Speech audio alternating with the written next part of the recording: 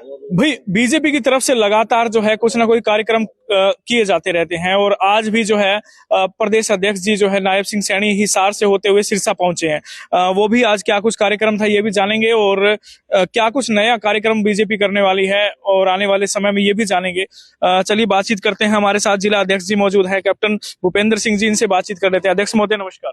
नमस्कार जी, नमस्कार सर, आज जिस तरीके से अध्यक्ष महोदय नायब सैनी जी जो है यहाँ पर पहुंचे थे, क्या कुछ कार्यक्रम था, किस तरीके से था? हिसार से होते हुए शायद सिरसा पहुंचे, क्या कुछ कहेंगे इस बारे में?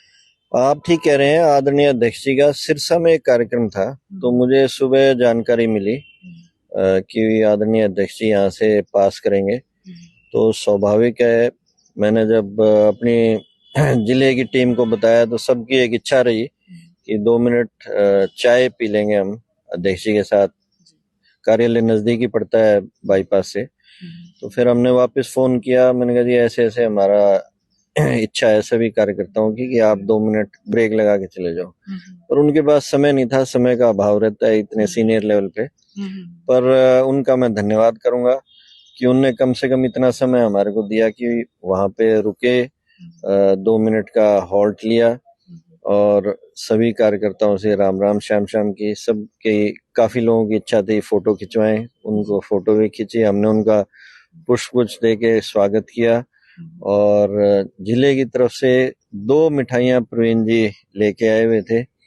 एक हमने हिसार और हांसी के जो फेमस पेड़े हैं वो डब्बा उनको प्रेषित किया और एक दोनों ही जगह के जो अपना गाजर पाक है, गाजर पाक भी किया। बल्कि प्रेम जी का धन्यवाद करते हैं कि एक गाजर पाक का डब्बा उन्होंने खोल के हम सबको मीठा मुंह भी करवाया। बहुत बढ़िया। ये बताइए सर, अब जिस तरीके से बीजेपी पार्टी की तरफ से या कहेंगे सरकार की तरफ से समय समय पर योजनाएं लाई जाती है, तो इस समय शहर को लेकर के क्या कुछ विकास कार्यों को लेकर कुछ आपके माइंड में कोई नई योजना हो जिसको लेकर के आप उसकी शुरुआत करें? पर्टिकुलर तो मेरे को नहीं पता एग्जैक्टली अभी क्या चल रहा है, परंतु हम देख ही रहे हैं सड़कें कितनी बढ़िया हो गई हैं। हम पिछले 8-9 साल का अगर आकलन करते हैं, कितने फ्लाईओवर बन गए हैं, 1-2 फ्लाईओवर चौड़े भी हो गए हैं।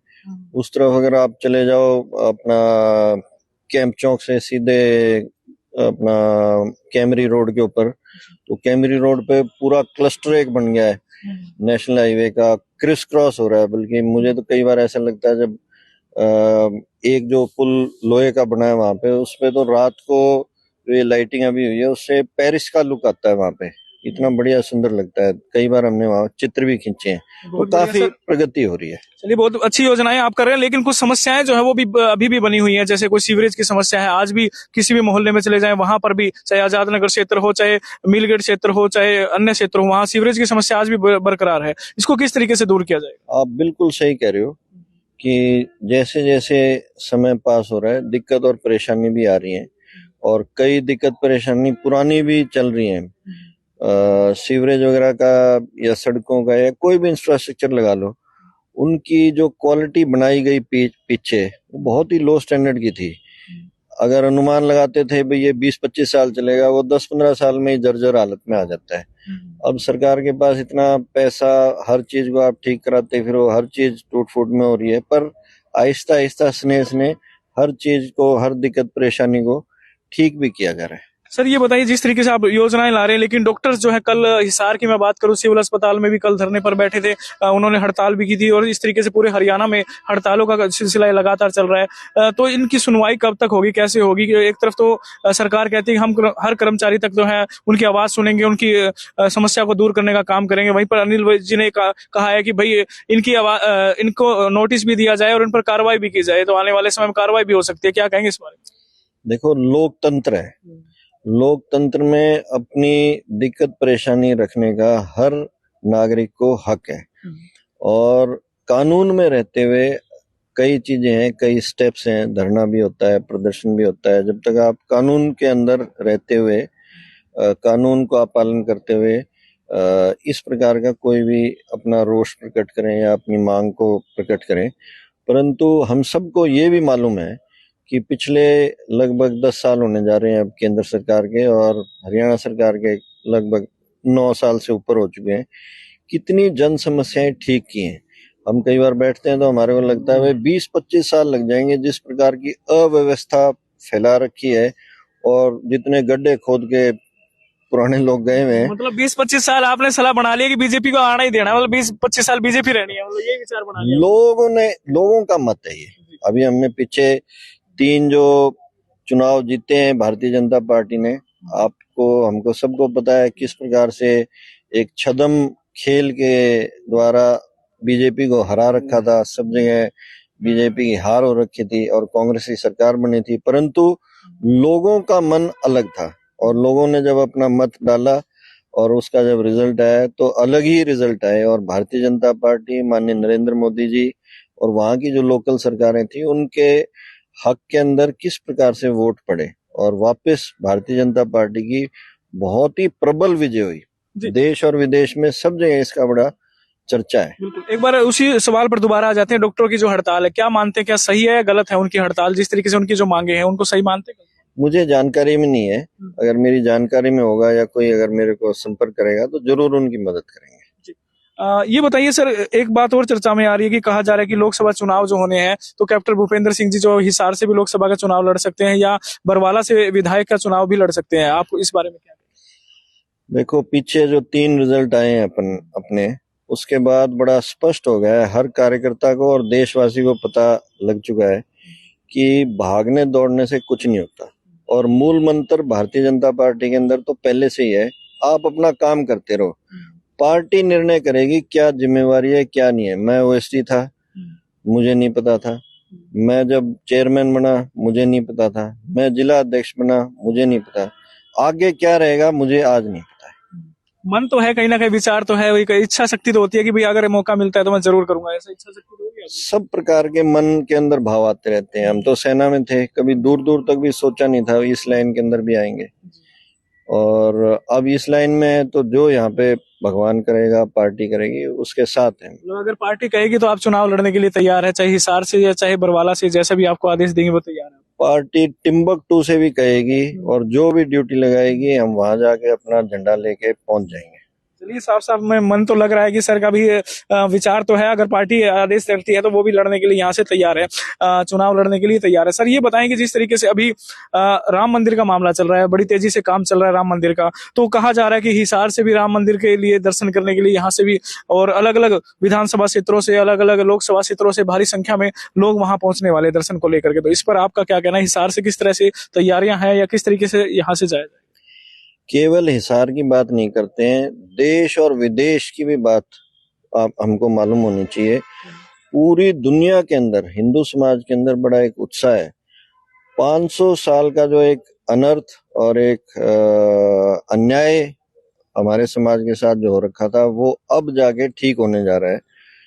राम मंदिर बहुत बड़ा और भव्य स्वरूप में बनने जा रहा है और स्वाभाविक बात है, हमारे जीवन काल में अगर इतना बड़ा एक कार्य होने जा रहा है तो हम सब की इच्छा रहेगी कि वहां पे हम जाएं और वहां पे अपना भी श्री राम के चरणों में नमस्ते रखें, अपना उनसे आशीर्वाद लें। तो ये एक स्वाभाविक चीज है। मतलब कह सकते हैं कि भारी संख्या में हिसार से भी जो है तमाम कार्यकर्ता या तमाम लोग जो है हिसार वासी वो वहां जाएंगे, उनको वहां पर जाने की पूरी व्यवस्था की जाएगी आप लोगों की?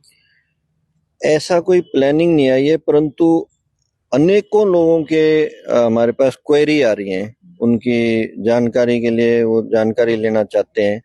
और मोटी बात जो है वो ये एक प्लानिंग जरूर करेंगे अगर बहुत बड़ी संख्या होने लगी, और वहां पे जाने का हजारों क्या लाखों की संख्या में एक प्लान जरूर बनेगा। बहुत बढ़िया। एक बात और ध्यान में आ रही है, जिस तरीके से राहुल गांधी जी अभी यात्रा करने वाले हैं 14 जनवरी से, वहीं पर 14 जनवरी ही सिलेक्ट की है शैलजा जी ने, वो यहाँ पर फरीदाबाद से यात्रा निकालने वाली है। एक बड़ी यात्रा निकाल करके कहा जा रहा है कि एक बड़ा प्रभाव वो छोड़ने वाले हैं, इस पर आपका क्या कहना है? हम पीछे भी कई यात्रा निकाल चुके हैं और हमें मालूम है किस प्रकार का वो समाज पे एक प्रभाव छोड़ के गए हैं। अभी जो अपन ने बात की थी 3 राज्यों के रिजल्ट भी हम सबके आगे हैं, उसमें भी हमें पता है कितना प्रभाव वो छोड़ के गए हैं। भगवान उनको और कांग्रेस को दोनों को सद्बुद्धि दे। बहुत बढ़िया। हमारे साथ पोपली जी भी मौजूद है। पोपली जी ये बताएं कि संगठन को लेकर के आप लोग जगह जगह पर लोगों से मिलते भी रहते हैं, रूबरू भी होते रहते हैं, क्या कुछ आपकी तरफ से अभी फिलहाल कार्य किए जा रहे हैं आपके? देखिए, इस टाइम जो सबसे मेजर जो हमारा काम चल रहा है वो विकसित भारत संकल्प यात्रा का चल रहा है। हर गांव में ये यात्रा जा रही है। सरकारी योजनाओं को अवगत भी करवाना, जो पात्र वंचित रह गए हैं या किसी वजह से वो लाभ नहीं ले पाए हैं तो उन सबको करवाना। तो ये सारा कार्यक्रम आज के दिन पार्टी की ओर से चल रहा है और लगभग रोजाना 8 गांव में ये यात्रा, हिसार जिले की अगर मैं बात कर रहा हूँ, तो डेली उसमें पहुंच रही है और जनता में, वहाँ के लोगों में काफी उत्साह देखा गया है। बहुत सारे लोगों को वहीं घर बैठे ही उनके गांव में सरकारी सुविधा, सरकारी प्रशासन द्वारा पहुंचकर जो है उनको मौके पे ही, किसी की पेंशन बन रही है, किसी के राशन कार्ड बन रहे हैं, किसी के आयुष्मान कार्ड बन रहे हैं, मौके पे ही जो पात्र हैं उनके बनाए जा रहे हैं। और अगर कोई उसमें अभी रह रहा है, किसी की डॉक्यूमेंटेशन में कमी है, तो उनको ये बताया जा रहा है कि आप ये डॉक्यूमेंट्स ला के हमारे कार्यकर्ताओं के माध्यम से वो सरकार तक, प्रशासन तक पहुंचाएं और उनका भी वो मदद करने के लिए हमारे कार्यकर्ता लगातार दिन रात लगे हुए हैं। सर, ये गांव-गांव की बात करें या शहर में भी ऐसी यात्रा निकलेगी या शहर से लोगों भी? शहर में भी प्लानिंग है। इसके बाद शहर में भी इसी तरह से चलेगा। वहां पे हर लगभग 5,000 की आबादी पे एक यात्रा, एक इस तरह से कैंप लगाने का प्रपोजल है। वो भी जल्द ही शुरू होने वाली है। शहरों के इलाके में भी जल्द शुरू हो जाएगी।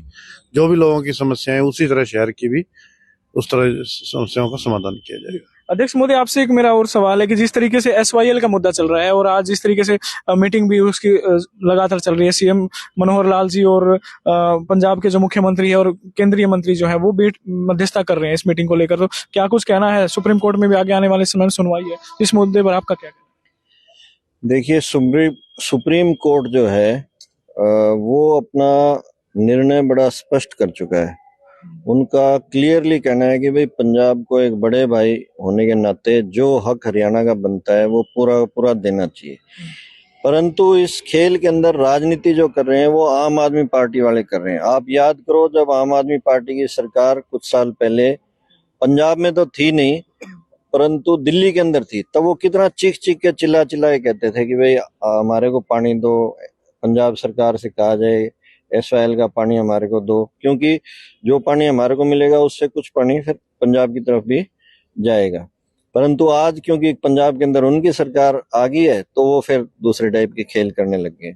ये जो दोहरी राजनीति कर रहे हैं पंजाब सरकार वाले, इनको भी चेतावनी होनी चाहिए कि आम समाज जो है वो इस तरह के सारे खेल को समझता है और जो दोगली एक राजनीति आप खेल रहे हैं इस पानी को लेके कि पहले रुख कुछ और था और आज पंजाब में सरकार बनने के बाद आपका कुछ और रुख है, इसको जनता आने वाले टाइम में इनको अच्छी तरह से सबक सिखाएगी।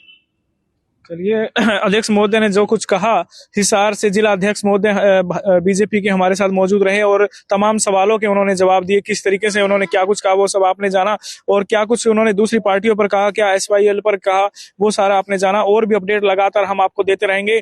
और चुनाव लड़ने के मामले पर भी कहा कि भाई सरकार अगर पार्टी चाहेगी तो पार्टी अगर ड्यूटी लगाएगी तो वो पीछे नहीं हटेंगे, वो जरूर जो है ऐसी इच्छा भी उन्होंने जताई है। और आगे और भी अपडेट आपको देते रहेंगे। वीडियो को शेयर कीजिए। मैं संदीप सिंह पखाड़ा, आधार न्यूज हरियाणा। धन्यवाद।